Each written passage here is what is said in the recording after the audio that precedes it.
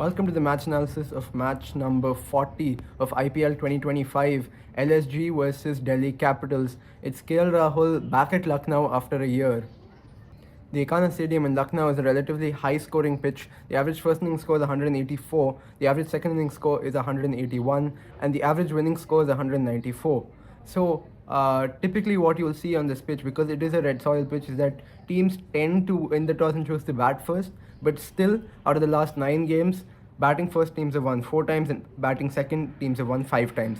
So there's no real discernible difference, but given that it's a red soil pitch, it may degrade towards the end. You may not be able to get the same pace and bounce that you do in the beginning. Teams might win the toss and choose to bat first. Okay, so let's break down the innings into different phases to see how well a team is performing and how can they get to a winning score or a pass score on this pitch. So the first phase is the power play overs 1 to 6. Here you need to be 55 for 1 at the end of the first 6 overs. On average, teams have gotten between 55 to 57. For LSG, the players here will be Aiden Markram, Mitchell Marsh, and Nicholas Pooran. This is the phase with the bat that LSG have really outshone a lot of other teams. They've had Mitchell Marsh and Aiden Markram who've been in remarkable form, and wherever needed, Nicholas Pooran has come in and given them the runs that they need in a very, very high strike rate. Mitchell Marsh and Nicholas Pooran especially are contenders for the orange cap and have put up a lot of runs and are the majority run scorers for LSG this season. I expect Delhi Capitals to open with Abhishek Porel and Karun Nair like they did in the previous game.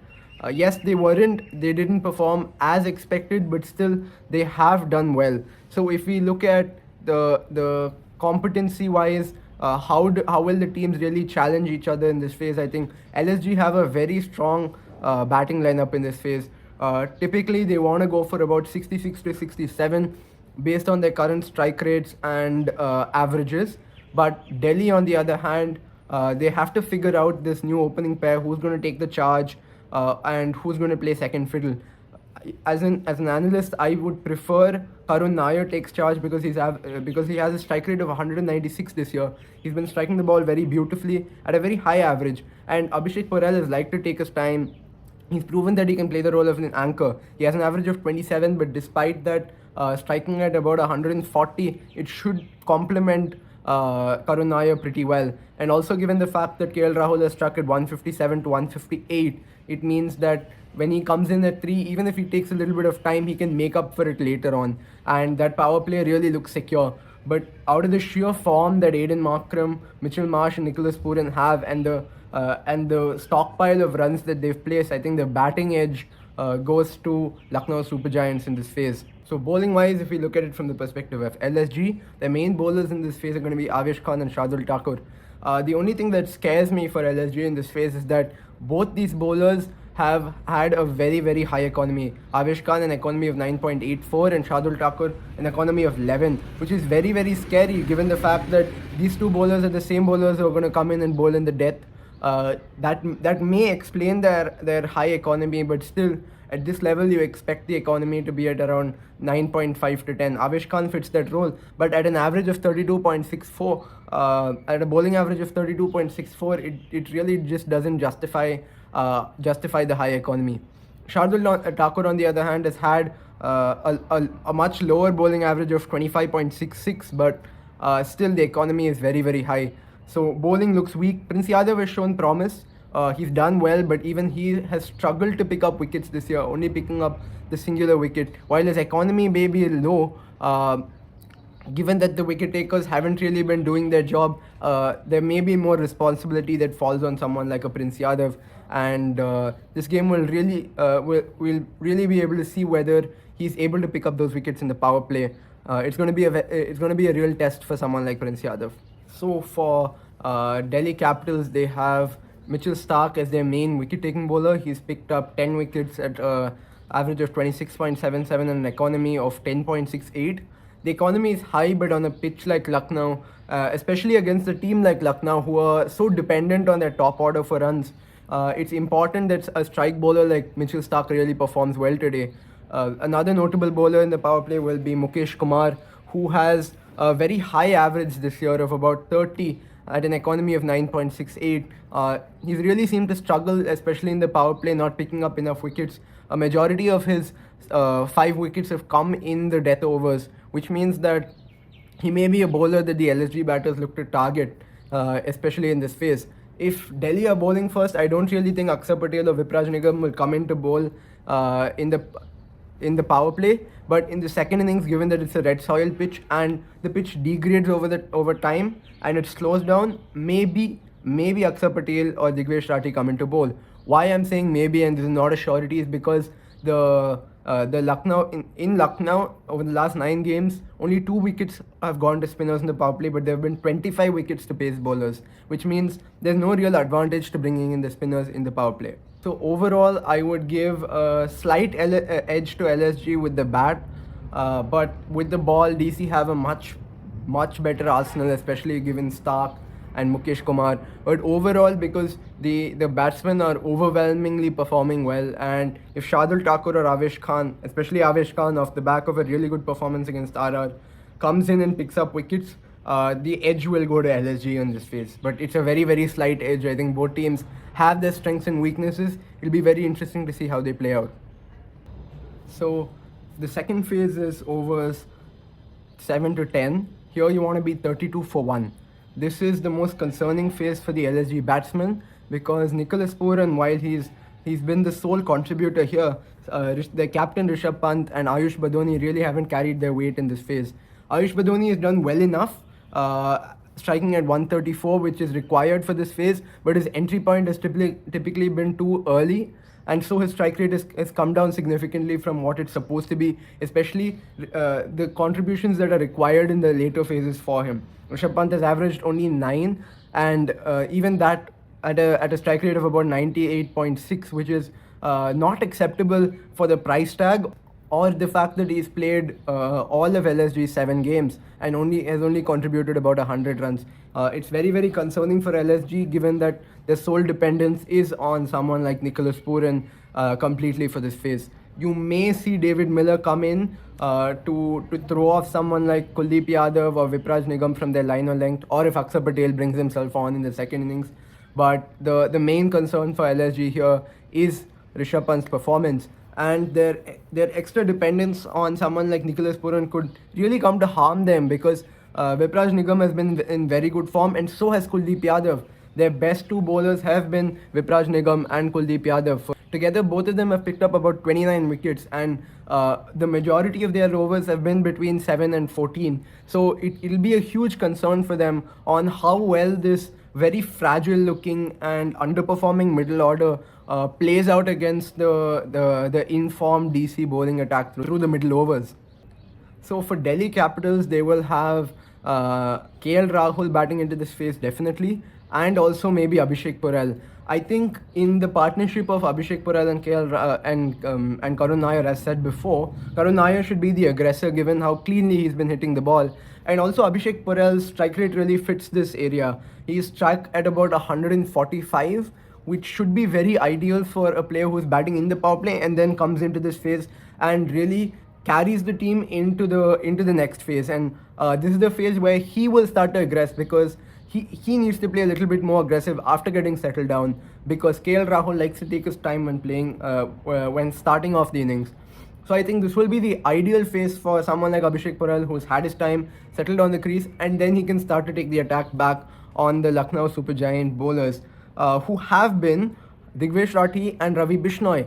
Ravi Bishnoi has not been in form. He has had an average of about 32, and he's bowling at an economy of 10.68, which is very much unlike Ravi Bishnoi, who is even the T20I Bowler of the Year for the year 2022, and he's really fallen off the bandwagon. His form has dipped significantly.